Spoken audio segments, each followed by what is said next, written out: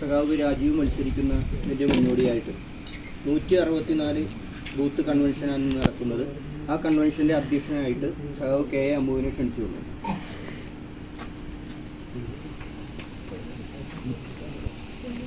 സഖാവ് രാജീവ് മത്സരിക്കുന്ന തെരഞ്ഞെടുപ്പാണ് നമ്മുടെ അതിൻ്റെ മുഖ്യമായ അജണ്ട. അതിനകത്ത് മണ്ഡലം കൺവെൻഷൻ വരുന്നുണ്ട്.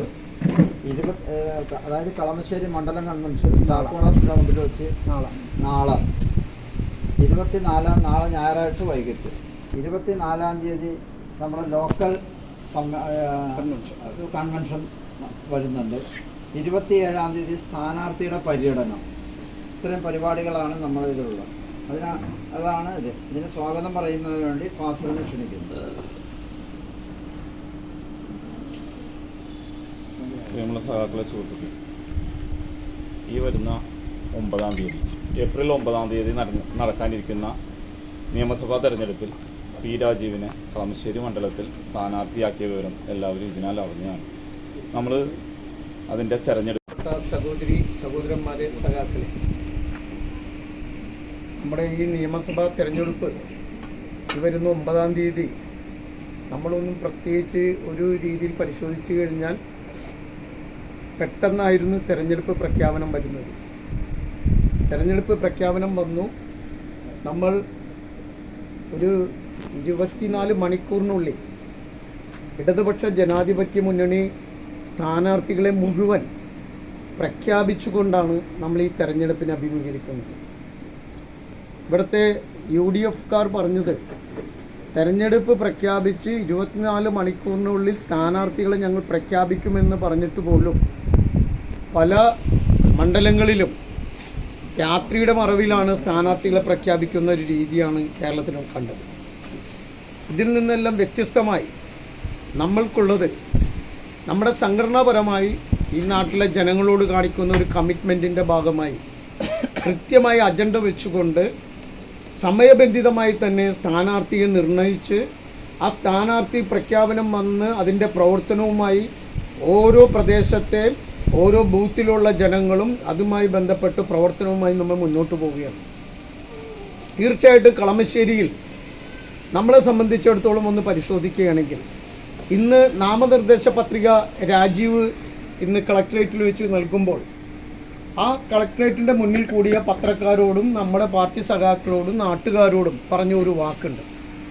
എന്നെ തെരഞ്ഞെടുത്തതിൻ്റെ ഭാഗമായി ഒരു കാരണവശാലും ഇദ്ദേഹത്തെയാണോ നമ്മൾ തെരഞ്ഞെടുത്തത് എന്ന് പറയുന്ന തരത്തിലേക്ക് തലകുനിക്കേണ്ട ഒരു സാഹചര്യം നിങ്ങൾക്കുണ്ടാവില്ല എന്ന് പ്രഖ്യാപിക്കുകയാണ് രാജീവ് നടത്തി. എന്ന് പറഞ്ഞാൽ അക്ഷരാർത്ഥത്തിൽ കഴിഞ്ഞ 5 വർഷക്കാലം കൊണ്ട് രാജീവ് സഖാവ് നടത്തിയിട്ടുള്ള ഓരോ വികസന പ്രവർത്തനങ്ങളും നമ്മുടെ മുന്നിൽ അങ്ങനെ തന്നെ നിൽക്കുകയാണ്.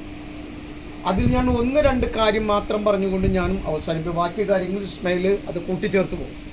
നമ്മൾക്കറിയാം, ഈ കളമശ്ശേരിയുടെ ഒരു സമഗ്രമായ ഒരു നിയമസഭാ സെക്രട്ടറിയെ കൊണ്ട് അടിയന്തര കൗൺസിൽ വിളിച്ചുകൊണ്ട് ഈ വീട്ടമ്മമാർക്ക് സംസ്ഥാന ഗവൺമെന്റ് പ്രഖ്യാപിച്ചിട്ടുള്ള 1000 രൂപ അടിയന്തര ഘട്ടത്തിൽ നൽകണമെന്ന് തീരുമാനിക്കുകയും അടിയന്തര കൗൺസിൽ വിളിച്ചുകൊണ്ട് അതിന്റെ തീരുമാനം ഉണ്ടാക്കാൻ നമ്മൾക്ക് കഴിഞ്ഞു. ഇടതുപക്ഷത്തിന്റെ പ്രവർത്തകരെ കഴിവുകൊണ്ടട്ടാ. മറ്റൊരു കാര്യം, നമ്മൾ IT മേഖലയിൽ പഠിക്കുന്ന വിദ്യാർത്ഥികളുണ്ടല്ലോ, അവരുടെ പഠനത്തിനു വേണ്ടി ഒരു സ്കോളർഷിപ്പ് തീരുമാനിച്ചു സർക്കാർ. കൺവെൻഷൻ്റെ അധ്യക്ഷൻ അമ്മൂക്ക, ഇവിടെ സംസാരിച്ച CPM-ന്റെ ലോക്കൽ സെക്രട്ടറി ആയിട്ടുള്ള PG മോഹൻ, പ്രിയപ്പെട്ട ഫാസില്, പ്രിയപ്പെട്ട സഹോദരന്മാരെ, സുഹൃത്തുക്കളെ, എല്ലാവരും പരിചയക്കാരാണ്. എല്ലാവർക്കും അത്യാവശ്യം എല്ലാ കാര്യങ്ങളും ഇവിടെ ബിജു സംസാരിച്ചു. ഇപ്പോൾ കാര്യമായിട്ടൊന്നും പറയേണ്ടത് ആവശ്യമില്ല. എന്നാൽ പോലും 1-2 കാര്യങ്ങൾ സൂചിപ്പിച്ചുകൊണ്ട് ഞാനും അവസാനിപ്പിച്ചോളാം. പ്രിയമുള്ളവരെ, നമ്മളെല്ലാവരും നമുക്കറിയാം പെട്ടെന്നായിരുന്നു ഒരു തെരഞ്ഞെടുപ്പ് നമ്മുടെ മുമ്പിൽ കൊണ്ട്. നമ്മളെല്ലാവരും പ്രതീക്ഷിച്ചിരുന്നത് ഇവിടെ പെരുന്നാളും ഈസ്റ്ററും അതുപോലെ തന്നെ വിഷുവും എല്ലാം കഴിഞ്ഞതിന് ശേഷമാണ് നമ്മളെല്ലാവരും തെരഞ്ഞെടുപ്പ് വരുമെന്നൊക്കെ നമ്മളെല്ലാവരും തീരുമാനിച്ചിരുന്നത്. പക്ഷേ അതിനൊക്കെ വിപരീതമായി പെട്ടെന്നാണ് ഇലക്ഷൻ കമ്മീഷൻ ഇങ്ങനെ ഒരു തെരഞ്ഞെടുപ്പ് പെട്ടെന്ന് വന്നത്. ഏകദേശം ഒരു 18 ദിവസം മാത്രമുള്ളൂ നമ്മുടെ മുമ്പിൽ. വെറും 18 ദിവസം. സാധാരണ കഴിഞ്ഞ നിയമസഭാ തെരഞ്ഞെടുപ്പിലേക്ക് നമുക്ക് ഒരു 1.5 മാസമൊക്കെ നമുക്ക് ഈ തെരഞ്ഞെടുപ്പിൽ നമുക്ക് പ്രവർത്തിക്കാനൊക്കെ ഉണ്ടായിരുന്നു. ഞാനിതൊക്കെ പറയുന്നത് എന്താണെന്ന് വെച്ചാൽ നിങ്ങളൊക്കെ ഇവിടുത്തെ ഒരു പാർട്ടിയുടെ ഈ പ്രദേശത്തെ നേതാക്കളാണ്. ഇത് പുറത്തുനിന്ന് ആരും ഇല്ലാത്തത് കൊണ്ടാണ് ഞാൻ ഇത്തരം കാര്യങ്ങൾ ഞാൻ സംസാരിക്കുന്നത്. വെറും 18 ദിവസം കൊണ്ട് നമുക്ക് എങ്ങനെ ഇവിടെ പ്രവർത്തിക്കണം എന്നുള്ളതാണ് നമുക്ക് തീരുമാനിക്കുന്നത്. കാരണം കഴിഞ്ഞ നിയമസഭാ തെരഞ്ഞെടുപ്പിൽ നമ്മൾ ഈ ബൂത്തിൽ നിന്നും 40 വോട്ടിൻ്റെ ഭൂരിപക്ഷമായിരുന്നു സഖാവ് പി രാജീവിന് ഇവിടെ നിന്ന് ഈ ബൂത്തിൽ നിന്ന് കിട്ടിയത്. നമുക്കത് പോരാ, അതിൻ്റെയൊക്കെ ഒരു 3 ഇരട്ടി 4 ഇരട്ടി നമുക്ക് ഈ ബൂത്തിൽ നിന്നും കിട്ടണം. അതിനുള്ള പ്രവർത്തനങ്ങൾ നമുക്ക് ഇവിടെ നടത്തേണ്ടതുണ്ട്. മറ്റൊരു കാര്യം, നമ്മൾ കഴിഞ്ഞ 5 വർഷക്കാലം സഖാവ് പി രാജീവ്, ഈ പി രാജീവിനെ കുറിച്ച് ഞാനിത് 5ാമത്തെ ഒരു ശരിക്കും പറഞ്ഞ ഒരു യോഗമാണ് ഞാൻ ഇന്നിവിടെ സംസാരിക്കണമെന്ന്. അപ്പോൾ അതിൽ എല്ലാ സ്ഥലങ്ങളിലും നമ്മൾ പോകുന്ന എല്ലാ പ്രദേശങ്ങളിലും കുടുംബമായിട്ടാണ് എല്ലാവരും ഇത്തരം പരിപാടികളിലൊക്കെ പങ്കെടുക്കുന്നത്. വളരെ സന്തോഷമായി ഇത്രയും പേരൊക്കെ ഇതിൽ പങ്കെടുക്കുന്നുണ്ടെന്ന് പറഞ്ഞപ്പോൾ തന്നെ വളരെ സന്തോഷം. സ്പോർട്സിൻ്റെ ആരോഗ്യ മേഖല എത്ര മനോഹരമായിട്ടാണ് നമുക്ക് ഇവിടെ ഈ തൊട്ടടുത്ത പ്രദേശങ്ങളിൽ നമ്മുടെ മെഡിക്കൽ കോളേജ് ഇത് പറഞ്ഞായിരുന്നല്ലോ, കഴിഞ്ഞ മാസം നമ്മൾ ക്യാൻസർ ഇൻസ്റ്റിറ്റ്യൂട്ട് ശരിയിലാണ് നാളെ വൈകിട്ട് 5 മണിക്കാണ്. നിങ്ങളെല്ലാവരും, എനിക്ക് തോന്നുന്നു ഒരു 100 പേരെ പങ്കെടുപ്പിക്കാനാണ് നമ്മുടെ ഓരോ ബൂത്തുകൾക്ക് ചുമതല കൊടുത്തിട്ടുള്ളത്. നിങ്ങളെല്ലാവരും നമുക്കെല്ലാവരും കുടുംബസമേതം അവിടെ പങ്കെടുക്കണം. അത് 18 ദിവസം കൊണ്ട് നമുക്ക് എന്ത് ചെയ്യണം, ഇവിടെ പ്രവർത്തിച്ച് നമ്മുടെ ഭൂരിപക്ഷം ഈ ബൂത്തിൽ നിന്നും വൻ ഭൂരിപക്ഷത്തോടെ നമുക്ക് ജയിക്കണം. അതിനുള്ള എല്ലാ നടപടികളുമായിട്ട് നിങ്ങളെല്ലാവരും മുന്നോട്ട് പോകണം. 18 ദിവസം മാത്രമേ നമ്മുടെ മുമ്പിലുള്ളൂ. അപ്പോൾ ഇത്രയും മാത്രം പറഞ്ഞുകൊണ്ട് നിങ്ങൾക്ക് എല്ലാവർക്കും അഭിവാദ്യങ്ങൾ നേർന്നുകൊണ്ട് ഈ ഉദ്ഘാടനം ചെയ്തതായി കൊണ്ട് ഞാൻ അഭിവാദ്യം. ഒരു അഭേദ്യമായ ബന്ധമുണ്ട്. ഞാൻ മറ്റു ദേശീയ രാഷ്ട്രീയത്തിലേക്കൊന്നും അല്ല പോകുന്നത്.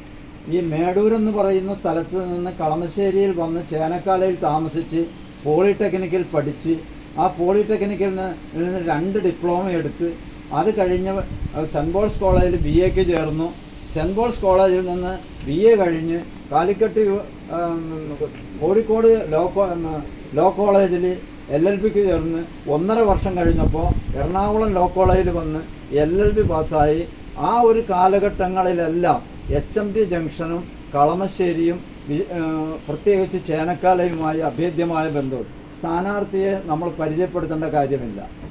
സഖാവ് രാജീവിന് ഓരോരുത്തരെയും പേരെടുത്ത്, പണ്ട് നമ്മുടെ നാട്ടിലൊരു ചൊല്ലുണ്ട്, സഖാവ് യൂസഫിന് ആളുകളെ പേരെടുത്ത് പറയാനുള്ള ഒരു കഴിവുണ്ട്. സഖാവ് രാജീവ് സ്വായത്തമാക്കിയിട്ടുണ്ട്.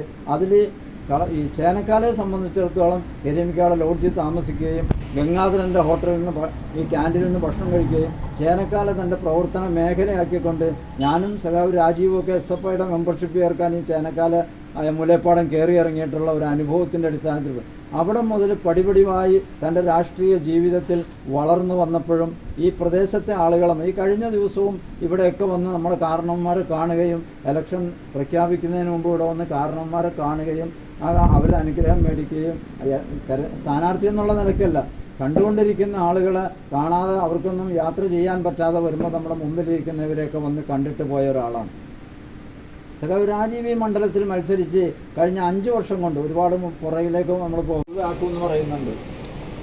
ആർക്കെങ്കിലും കൊടുത്തിട്ട് വേണ്ടേ? പണ്ട് ബ്രോക്കർ പറഞ്ഞതുപോലെയാണ്, ഈ പറഞ്ഞതൊക്കെ ഉള്ളൂ എന്ന് പറഞ്ഞാൽ ആ വർത്താനം പറഞ്ഞതേ ഉള്ളൂ, അല്ലാതെ വേറെ ഒന്നും കൊടുക്കാനില്ല എന്ന് പറഞ്ഞതുപോലെയാണ്. ഈ പറയണത് മാത്രമേ ഉള്ളൂ.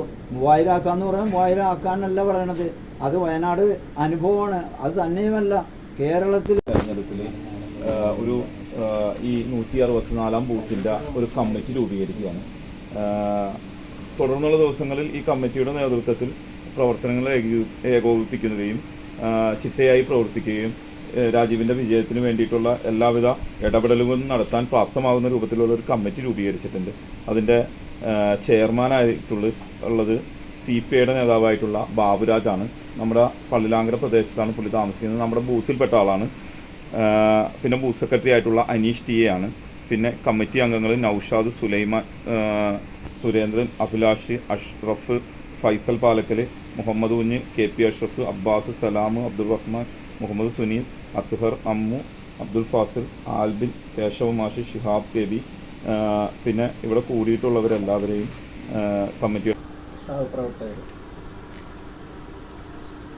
വരുന്ന നിയമസഭാ തെരഞ്ഞെടുപ്പിൽ കളമശ്ശേരി മണ്ഡലത്തെ പ്രതിനിധീകരിച്ചുകൊണ്ട് നമുക്കറിയാവുന്ന, നാം അറിയുന്ന, നമ്മളിലൊരുവനായ സഖാവ് പി രാജീവ്, അതിൻ്റെ മറ്റു കാര്യങ്ങളെല്ലാം CPIയുടെ ലോക്കൽ സെക്രട്ടറി ബിജു മോഹൻ, ഉദ്ഘാടകൻ ഇസ്മായിൽ CPIയുടെ ലോക്കൽ സെക്രട്ടറിയാണ്. അതുപോലെ തന്നെ സഖാവ് അമ്മുവയ്ക്ക് വിശദീകരിച്ചു. അതിലേക്കൊന്നും കടക്കുന്നില്ല. നമുക്കെല്ലാവർക്കും ഒത്തൊരുമിച്ച് നിന്ന് കഴിഞ്ഞ തവണ സഖാവ് പി രാജീവ് വിജയിച്ച ഭൂരിപക്ഷത്തിൻ്റെ ഇരട്ടി ഭൂരിപക്ഷത്തിൽ വിജയിപ്പിച്ചുകൊണ്ട്, നമുക്കറിയാം കേരളത്തിൻ്റെ വ്യവസായ നിയമ കയർ വകുപ്പ് മന്ത്രിയായിരുന്ന സഖാവ് പി രാജീവ് ഈ മണ്ഡലത്തിൽ നടത്തിയ വികസനങ്ങൾ, അതിനെ നമ്മൾ ഓരോരുത്തരും അതിൻ്റെ ഉദാഹരണങ്ങളാണ്.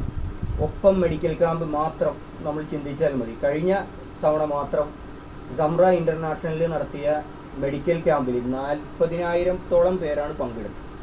ഈ പങ്കെടുത്തവരിൽ നിന്ന് കളമശ്ശേരി തിമിര മുക്ത കളമശ്ശേരിയാക്കി മാറ്റും എന്ന പ്രഖ്യാപനം, അതിലെ ഇപ്പോൾ എൻ്റെ ഉമ്മ അടക്കം ആ തിമിര ശസ്ത്രക്രിയക്ക് വിധേയമായപ്പോൾ അവിടെ വച്ച് ലെഫ്റ്റ് സൈഡ് കണ്ണിന് ഓപ്പറേഷൻ പറഞ്ഞിരുന്നെങ്കിൽ പിന്നീട് അത് ഇപ്പോൾ ഈ കഴിഞ്ഞ ദിവസം ചെന്നപ്പോൾ അവർ റൈറ്റ് സൈഡും ചെയ്യണമെന്ന് പറഞ്ഞു.